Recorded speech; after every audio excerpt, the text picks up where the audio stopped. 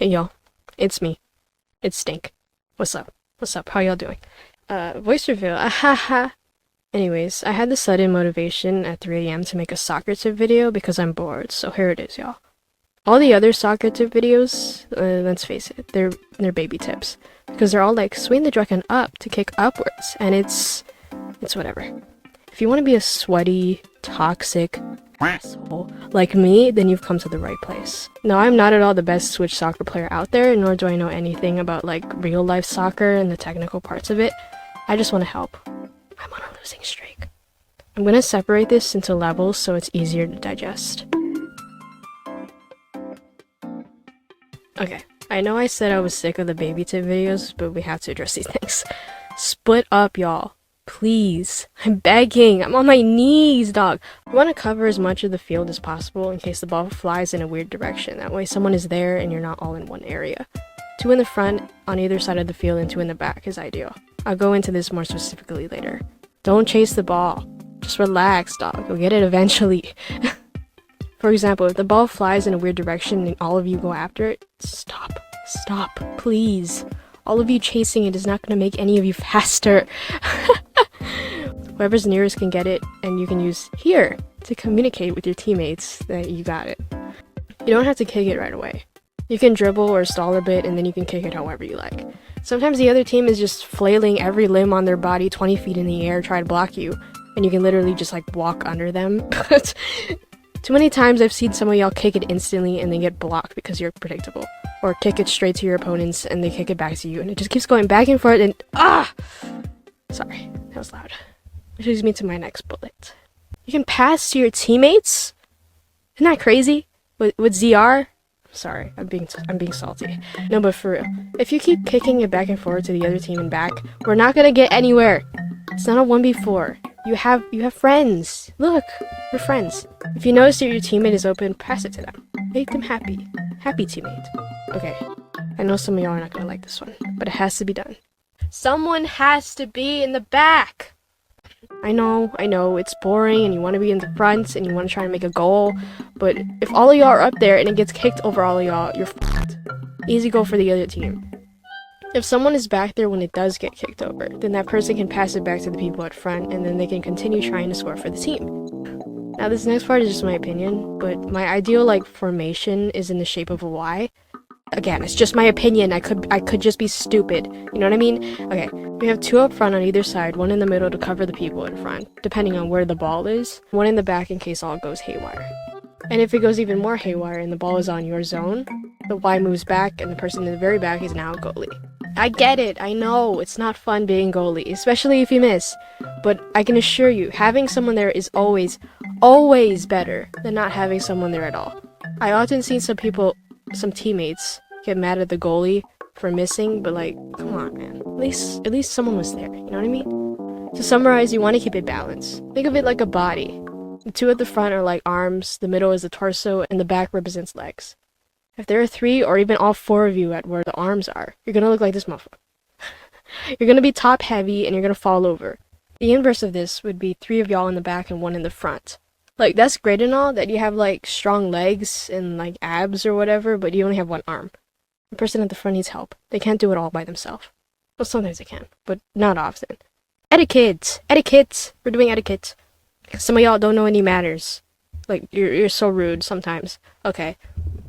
Don't steal the ball away from your teammates. Please. If you notice your teammate has the ball or is gonna get the ball, there's no need for you to chase after it as well. It's one thing having someone there hovering next to you when you have the ball, but it's a different type of frustration when the hoverer kicks the ball away from you. Please stop. Just chill for a sec. God damn.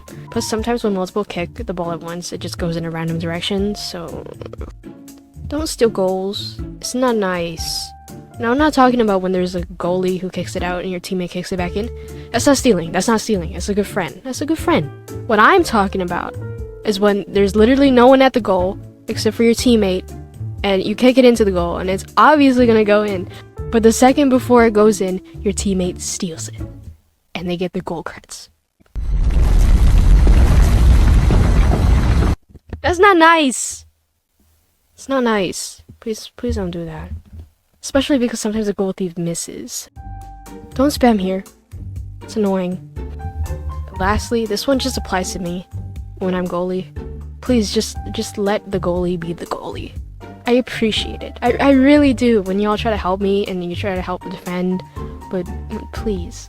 You're making me nervous. We're already in a stressful situation because the other team is trying to score. It certainly doesn't help that you're fucking orbiting around me as well. I can defend the goal, and the rest of y'all can focus on getting it out of here. Alright, now we're getting somewhere. Hooks! How to do hooks. If y'all ever see that cool spinning effect when you kick the ball sometimes, that's called a hook. We're still trying to figure this one out, honestly, but I figured out the basic motion for it. I was trying to figure out for a while, and one day I did a particular dance from 2016 as a joke, and it worked. Kind of just... And to hook it the other way, you just do a reverse. Just flick your wrist, basically. You don't have to do a whip. One day you might find yourself in a situation where you're in the very back, and an opponent is dribbling the ball towards you, and the goal. And, again, I could just be stupid, but usually, in my experience, just running back and defending the goal is your best bet. Unless you trust yourself enough to confront the opponent and, like, try to kick it away from them, go at it, I guess, but just know that if you miss, it's gonna go straight through you and into the goal. It's just my opinion. You don't have to listen to me. I could be wrong. I could just be stupid. I don't know. In my opinion, it's just more reliable to hang by the goal and kick it away there. The walls! You can use the walls to help you. If you need to, you can bank it off the walls to get away from the other team, pass to your teammates, or even score goals. That was definitely on purpose. I call it banking because I also play billiards. The maximum amount of times that you can kick in mid-air is 3. If you're up against someone who has the ball and you need to get it away from them, just keep kicking dog. Don't just kick once and call it a day, basically. I don't know if you noticed this, but when you go overtime, the goal gets significantly larger, so it's a lot harder to defend. Honestly, at that point, you just want to get it out of your zone and not really worry about being a goalie, because chances are, the goalie's not going to be able to get it. On the other hand, if you're scoring during overtime, you want to try and kick it high, because they physically cannot get that high up. No one can physically get that high up, so just kick it high. Something I noticed about scoring goals is that it's a lot more reliable to go off to the side and like try to kick it in diagonally than kicking it in like straight head on. Of course, if there's like no one in there, then just like kick it in straight. But if there's like a goalie or like people defending it, kicking it in straight on is more likely to get blocked than if it came in from the side. If it's straight on, it's easier to pinpoint where it's gonna go, and therefore you can hit it easier. But if it's coming in like diagonally, it's a lot harder to pinpoint where to hit it, so it's a lot easier to miss, I guess. It's hard to explain. Something to do with geometry, probably, I don't know, Pythagorean theorem or something, I don't know. Jump kicking is cool and all, but if you ever find yourself in a situation where it just doesn't work anymore, you have to go higher. You can reach max height by jumping, kicking up, and then kicking in whatever direction. Stalling! If you're the only one in the front and you need some help, like some opponents are starting to crowd you, you can dribble and hold the ball as you wait for someone to come up to help you, and then you can pass it to them. Just like my boy Danny did here. Sick. Or vice versa, if you're in the back with the ball and the time is running out but you're winning, you can just stall and run down the timer. You can either just hold it or be like this motherfucker if you want.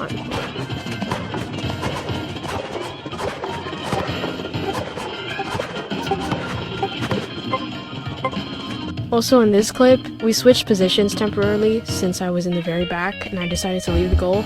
Someone else covers for me in case they kick it away from me towards the goal. Good team.